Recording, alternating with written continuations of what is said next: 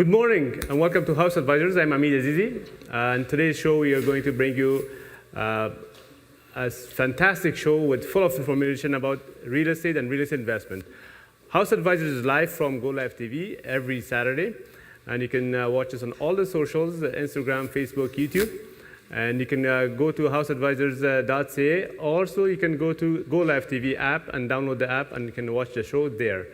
After the show, you can also engage with us on the platforms and send us your questions or any concerns you may have, and we'll be more than happy to engage with you on all the socials. What is House Advisors? As we have already explained in Monday series, it is a platform where all the needs for a homeowner or a real estate investor can be met there, be it from a renovation perspective to acquisition, merger, and also financing, refinancing, and all the legal options that are available. All the experts are there, and we bring you the sources of information that's from the expert. So we'll have well-sourced information, which is categorized based on your needs. So you can go check it out at www.houseadvisors.ca. That's www.houseadvisors.ca, and I think you can see it in the bottom of the screen. And there you can engage with us, send us your questions, and maybe a topic of request that you may want to have answered. So every week we bring you an area of investment about real estate, about home ownership, about renovation, about innovation, and about marketing, and also about finances and legal issues that can be useful to you and your family for long-term success in real estate investment. Today we are going to bring to you three topics, primarily in the area of real estate, but we start with the first one, which is risk management. In every investment, the first thing we have to look at is not how much money we make, is how much risk we can avoid. So what is risk management? What are the three options that we can manage risk? The first one is risk avoidance. That means we do nothing, we say nothing, and we just stay put, and we have avoided all the risk. But that is not practical, and we cannot do that. The second one is that we reduce risk. So that means we modify our behavior to engage in less amount of risk. And then the third way that we can avoid risk is to transfer the risk. Now, when we deal with real estate, obviously, there's an enormous amount of financial risk that one is bound to take regardless. So it's important to understand what is our risk ratio, because once we realize our risk ratio, then we can invest with confidence, and then we can use the method of investment that will help us leverage our resources for bigger growth. Now, in real estate, there is a way to hedge or leverage your risk. That means you cannot take all the risk of real estate investment. That is why we have different insurance platforms through which you can engage and then you can invest and reduce your margin of risk. The first risk instrument is actually a mortgage. That means you're not putting 100% on an investment, you're putting a percentage of your equity, and you borrow the rest from the bank. So let's say, for example, you're buying something for $500,000 and you put 20% down. That is $100,000 you put down. The $400,000 that you're actually borrowing, you're hedging your risk of $100,000 with the $400,000 that you're getting from the bank. Now that is the first step of risk management, which is a mortgage. Now, in order to protect that mortgage, in order to protect that investment, the bank is also asking you to take a risk insurance. That means creditor's insurance, which it means that the bank will ask you to get an insurance on your life or in case of sickness so that you can pay the loan in case something goes wrong. That is also a form of risk transference, which is basically your risk is transferred to the bank, but the bank is coming back and asking you to transfer the risk to an insurance company, which is a third-party company. Now, when you do that for a small amount of money, you're going to be insured, and primarily the financier or the bank is going to be the beneficiary of that insurance policy. Now, how do we actually look at it from a perspective of that policy being more productive for you? Now, when you go to let's say a bank, any big bank or any financial institution, what they want to give you is a flat insurance policy that will cover the balance of their loan. Let's say, for example, as the early example we give, you've borrowed $400,000 and you've put on $100,000. The $400,000 is actually insured by the bank, and the bank wants you to pay for that insurance. and the bank is only going to give you the coverage up to $400,000 if you buy the insurance policy from the bank itself. But if you go outside and go to a different insurance company, you can actually leverage that and get the $400,000, which will make you the beneficiary of the loan. And at the same time, as you pay down the loan, the amount of amount of money insured will be still that $400,000. So that is a big difference. So it's important to know that there's three options of risk management: risk avoidance, risk transference, and risk reduction. We cannot avoid the risk. We cannot reduce the risk when you're purchasing the property completely, but what we could do, we could hedge. So we could hedge the $100,000 versus $500,000. So we get $400,000 from the bank, and you put $100,000 of equity. On top of that, we're going to get a policy from outside of the bank, not from the bank's supplier, so that it's on a sliding scale. So as the mortgage goes down, your coverage will still be the same $400,000 of insurance, and you will be the beneficiary instead of the bank. So that is a big difference. When we are investing, it's important to make sure that investment is done in a way that is risk managed, that is risk properly allocated. The risk is properly allocated. So that means that regardless of what happens, your investment, your capital is protected, and also you have a peace of mind. So that is called actually asymmetric investment, meaning that you're taking very little risk for a money big upside. Every time you do that, your portfolio will grow and your confidence will grow.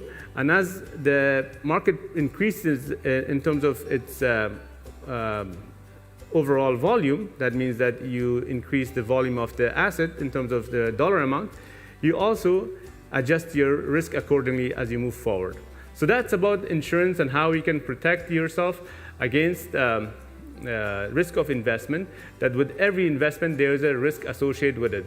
Therefore, you must understand and you must realize what is your optimum or maximum risk that you can withstand.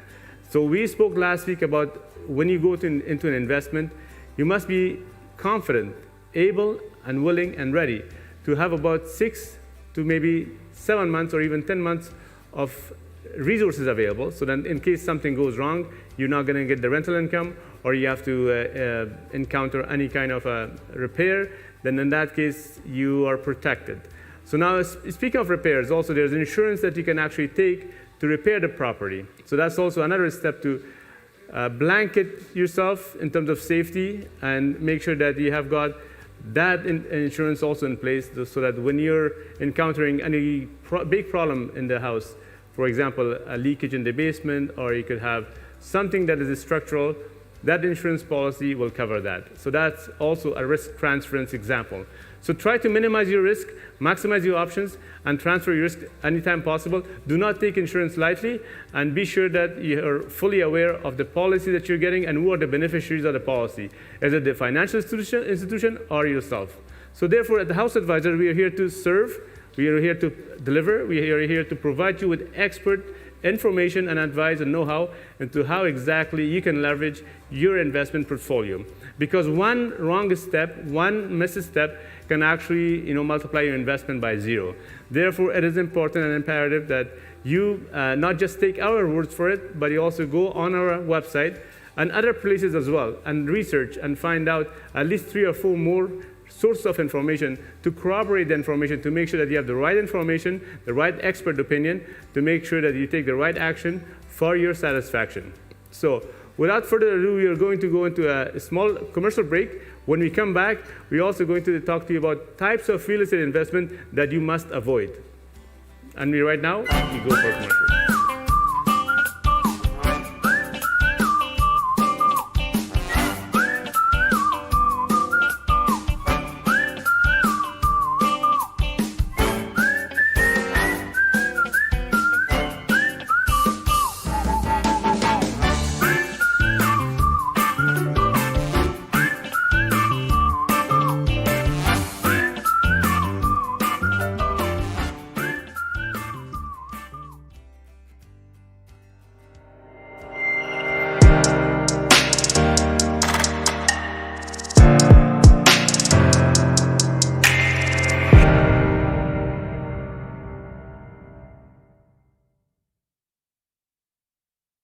Welcome back to House Advisors. And if you were following us earlier, we were talking about risk management and how you can manage your risk to upsize your investment, optimize your outcome, and also get yourself and your family peace of mind in the process. We talked about 3 points: risk avoidance, risk reduction, and risk transfers.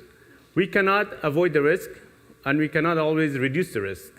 But what you could do, we could use a combination perhaps. Reduce the risk by transferring it to a third party, and we talked about that as to how we can negotiate an insurance policy for the mortgage. And we spoke about the mortgage being one of risk transference instrument, whereby you're putting $100,000 on a $500,000 purchase, the bank is taking $400,000 risk, and you're taking $100,000 risk, and in return you're buying a policy which will which ensures that you've got a safety net, heaven forbid something happens to you or your family that cannot that you will not be able to meet your obligation financially.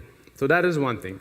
Now everybody's talking about real estate, and real estate is one of the hottest topic nowadays, and everybody's like thinking about investment in real estate or putting money in real estate. And there are many experts that have got many opinions, and everybody almost with an opinion is becoming an expert in the area. But it's really important to understand, why are you investing? Is it a short-term or long-term? Or are you trying to speculate in real estate?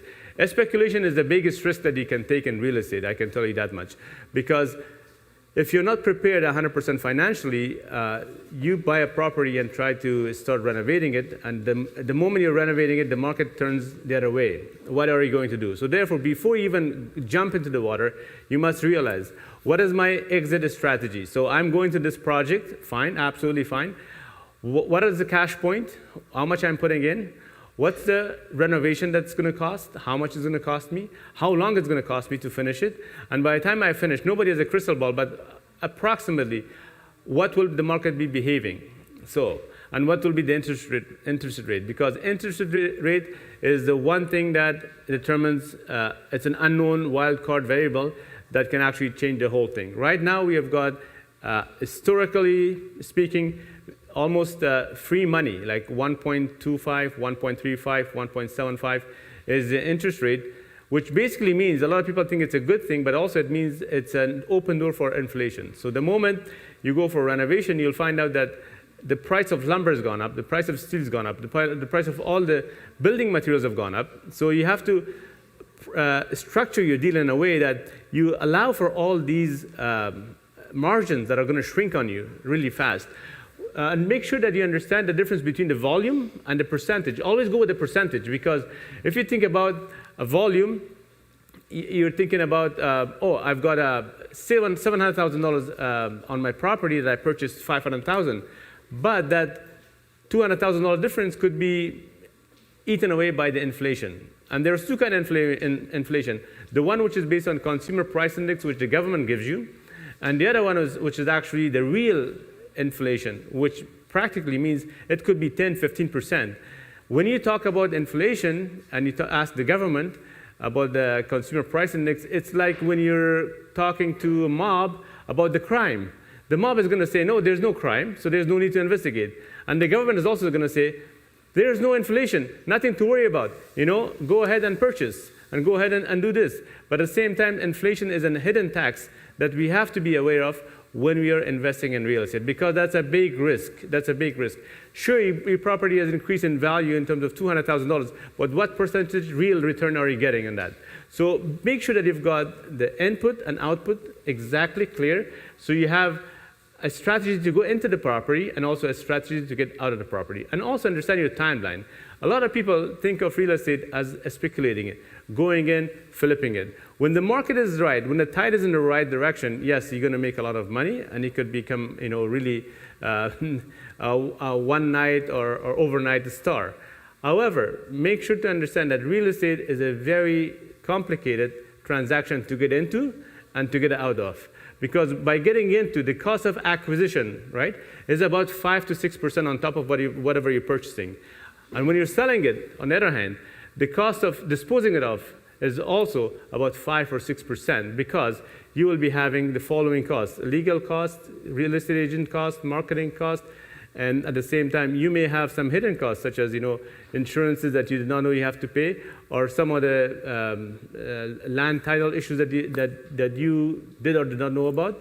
Which brings me to the next point of risk avoidance, to make sure that every time you purchase real estate, you purchase a title insurance, because that is going to protect you against the risks that is actually kind of like in a blind spot and can catch you with a surprise.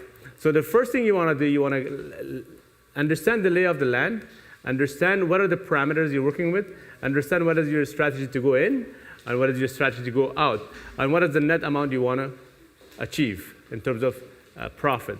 Once you do that, you're at least 60–70% protected in terms of risk, because the balance of the risk is the unavoidable, unknowable risk in the marketplace, that what's going to happen. Nobody knows what's going to happen 2, 3, 4, 5 months down the road. But the way you can hedge against that is that you have 6 to 7 months of extra reserve cash available to run the project should you encounter any problem, should you encounter any delays in the project, should you encounter any surprises you're not prepared for. So therefore, it is important and imperative to avoid the risk at any cost possible by transferring it, and at the same time understand your tolerance for risk. Because once you do that, that is about 50% of the homework. Real estate investment is still a good investment, it's lucrative, but if it's done wrong, you will be really in a disadvantaged position. And there are some properties that you should completely avoid if you're a beginner in a real estate investment. So we will talk about those properties and those types next week when we have a complete show about risk avoidance and risk transference and risk management. Because you have to understand, investment is part and parcel, and in large is about risk avoidance and risk management. It's not so much about how much money you can make, because you can make a whole bunch of money, but if it's encountering a legal problem, you can lose it all. So therefore, hedge your risk, hedge your financial position in terms of how much of the money you're investing are you willing to lose. Because if you're comfortable with that loss, then you're in a strong position. But if you're not comfortable with that loss, then you might want to reconsider your approach to it. So there are many approaches in investing in real estate. We would like to invite you to use the right approaches. Take the time, do the homework, educate yourself, and ask questions, and find out exactly what is the best approach to get into the market and what is the best approach to get out of the market. Because you have to realize between something that is real return and something that is actually on the books. Because until you get the real return, the return on the book could be actually very elusive. So therefore, we would like to invite you next week to share with you some of the points that you must avoid in terms of the types of properties you must not purchase if you're a beginner real estate investor. With that, I'd like to conclude this week's show, and we will come back to you next week with a complete show about risk avoidance and what type of properties you must be avoiding at all costs if you're a beginner real estate investor. So again, at House Advisors, www.houseadvisor.ca, we are here to help you out in terms of connecting you with the right experts to get the right advice, so that when you make the decision, it's based on confidence, good information, and accuracy. Until then, look after your family, and God bless. Thank you.